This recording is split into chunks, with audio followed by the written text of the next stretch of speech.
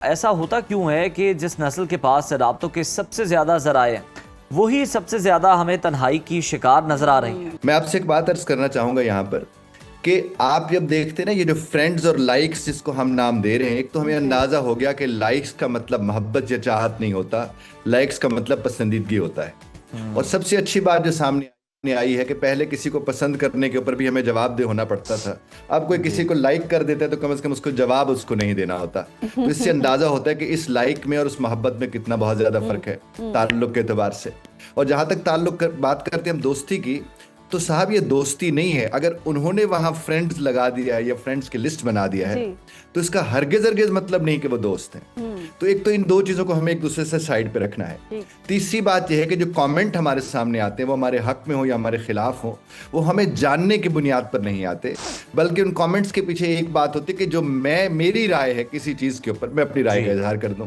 तो ये बुनियादी इख्तलाफ है जिसको हमें समझने की जरूरत है। बाकी जहां तक इब्तदाई में, जैसे मैम भी फरमा रही थी कि एक ही कमरे में बैठे नौजवान हैं और ये सारे के सारे नौजवान सर झुकाए उस नूरानी रोशनी के साथ होते कि उनके चेहरे के ऊपर चेहरे की रोशनी कम और फोन की रोशनी उनके चेहरे के ऊपर ज्यादा आ रही होती है, और वो उनके चेहरे को नूरानी बना रही होती है किसी न किसी एतबार से।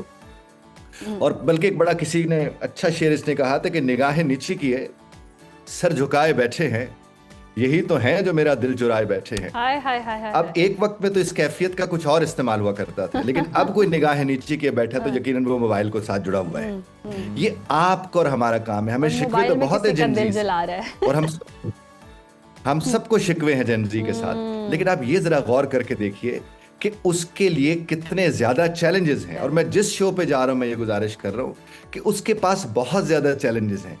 हमने उसको बचपन से कनेक्ट कर दिया। जब माँ उसको मोबाइल पकड़ा देती है एक बच्चे को तो उसने खुद ही उसके हवाले उसको किया था, और आज वो शिकवा गुनाह है। वो कैसे शिकवा कर सकती है? क्योंकि उसने उसको शुरू से उसकी लत डाली थी, और उसको लत इसलिए डाली थी। आज तो साहब ये है कि हस्बैंड वाइफ भी रील्स देख देख के एक ही बेड के ऊपर एक दूसरे को दिखा रहे होते कि ये वाली रील तो देख लो, एक दूसरे के साथ मैसेजेस वो वाले फॉरवर्ड कर होते, हंस रहे होते। हमें यार आपस में बैठ के हंसना था, एक दूसरे को कुछ सुना के हंसना था। और हम लोग क्या करते हैं, एक दूसरे को रील्स भेज के, एक दूसरे को चीजें भेज के। रील्स की आप बात करें, इवन रील्स भेज दी और अगर किसी ने सीन नहीं किया तो इस पे लड़ाई हो जाती है कि मैं जो रील्स भेज रहा हूँ तुम देख क्यों नहीं रहे हो। तुम देखते हैं। हाँ, सही फरमा रहे। तो असल में तो कनेक्टिविटी हमने दिखानी है। अगर हम नौजवान नस्ल को सिर्फ मुर्द इल्जाम ठहराते रहेंगे तो ये पहले हमसे परे, ये मजीद परे हो जाएंगे। इनको नसीहत की नहीं, साथ की जरूरत है, और इन्हें साथ इनका देकर हम इन्हें साथ देना सिखा सकते हैं। इनका साथ देना, इनका पास रखना है। लेकिन हमारे ऐसा नहीं है।